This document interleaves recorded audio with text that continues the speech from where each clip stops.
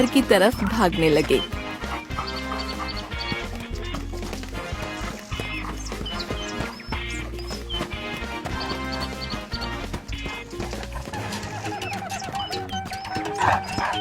Brownie घर पहले पहुंच गया। तू फिर से जीत गया और माँ बुला रही है, जल्दी चल।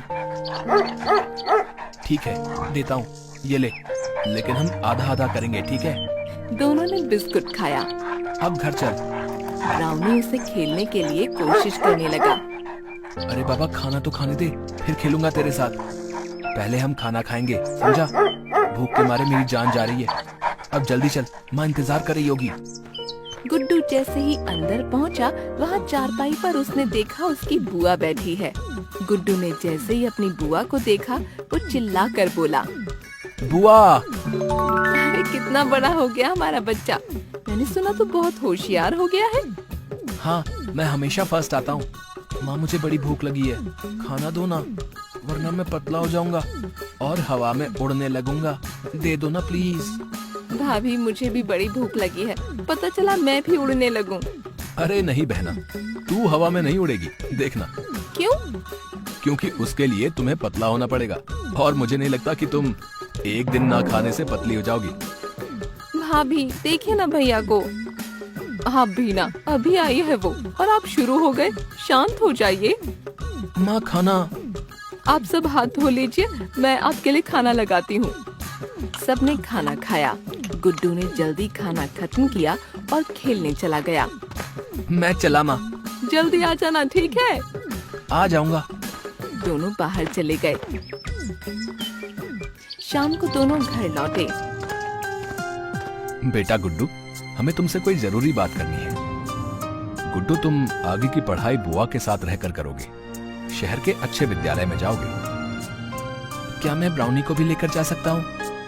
नहीं बेटा, अगर ब्राउनी भी वहां गया तो तुम ढंग से पढ़ाई नहीं कर पाओगे, इसलिए वो यहीं रहेगा और तुम छुट्टियों में उससे मिलने आना।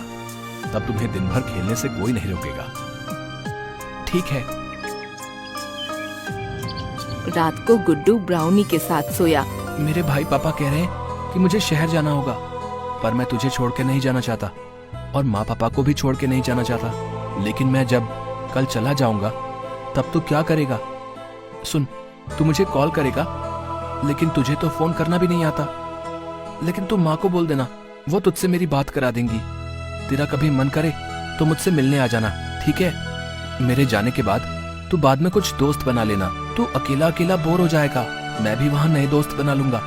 लेकिन तुझे पता है, मुझे सबसे ज्यादा तेरी याद आएगी, क्योंकि तू मेरा भाई है ना। अच्छा सुन, तू मुझे याद करेगा ना? मुझे भूलियो मत। दोस्त बना सकता है तू, बेस्ट फ्रेंड मत बनाइए किसी को, समझा? अगली सुबह जाने से पहले ब्राउनी, ये ले घंटी, इसे पहन के रखियो, ठीक है? इसके बाद गुड्डू रोते रोते अगली सुबह बुआ के साथ शहर चला गया।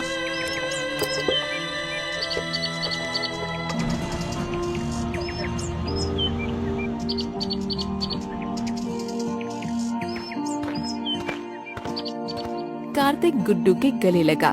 आज से गुड्डू हमारे साथ ही रहेगा, उसे अपने कमरे में ले जाओ। कुछ दिनों बाद गुड्डू का एडमिशन कार्तिक के स्कूल में हो गया। दोनों बच्चे मन लगाकर पढ़ने लगे।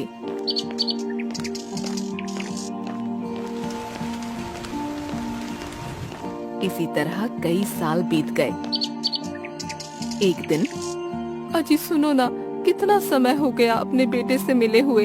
आप उससे कहो ना वो यहाँ आए, हमसे मिलने। ठीक है, रुको, उसे कॉल करता हूँ। हेलो।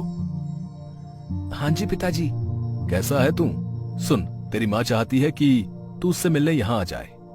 ठीक है पिताजी, मैं आज ही कंपनी में छुट्टी के लिए बात करता हूँ। ठीक है। कुछ दिनों बाद गुड्डू बिना बताए शाम को घर पहुँच गया। माँ। गुड्डू, तूने यहाँ आने से पहले बताया भी नहीं कि तू आ रहा है। बड़ा हो गया मेरा बेटा।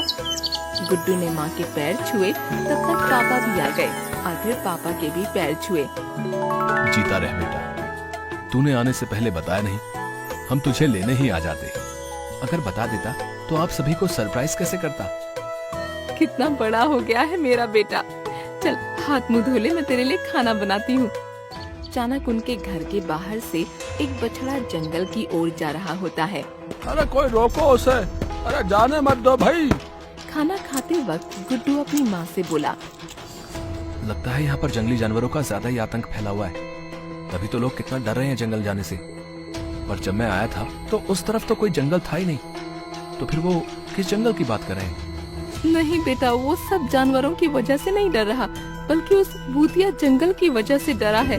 वहाँ एक राक्षस रहता है। वो जंगल सुबह गायब हो जाता है और शाम होते ही वापस अपनी जगह पर आ जाता है। माँ, ऐसा भी कभी होता है क्या, एक जंगल ही अपनी जगह से गायब हो जाए?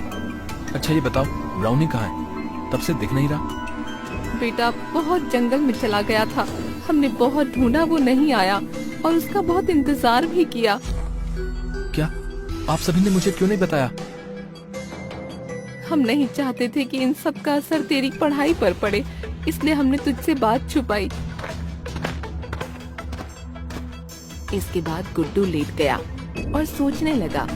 उसके दिमाग में कई सवाल चल रहे थे। वो दिमाग में सोचता है, ये सब चल क्या रहा है, जंगल कैसे गायब हो सकता है। अगले दिन गुड्डू अपने पुराने दोस्तों से मिलने चला जाता है। गुड्डू चल रहा होता है, तभी उसे रास्ते में राजीव मिलता है। अरे गुड्डू, तू कैसा है मेरे दोस्त? लगता है तू तो भूल ही गया था कि तेरा एक गांव भी है।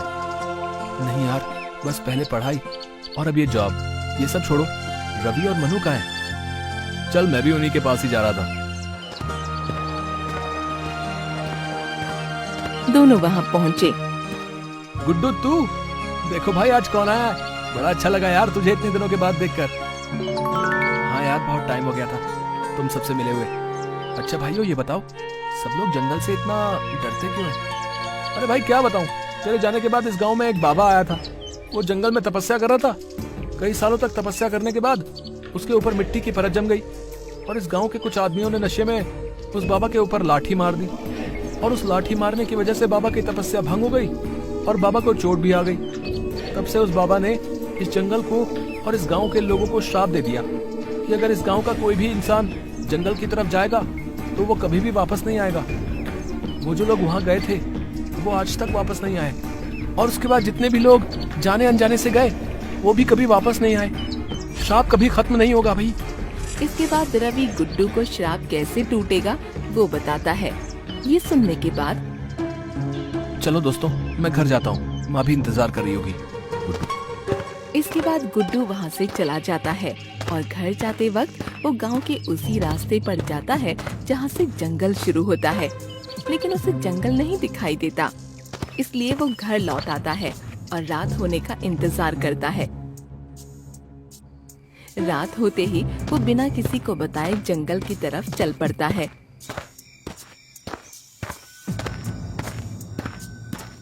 वो जैसे ही जंगल के पास पहुंचता है, ये क्या, दिन में तो यहाँ कोई जंगल नहीं था, अचानक इतना बड़ा जंगल कैसे आ गया?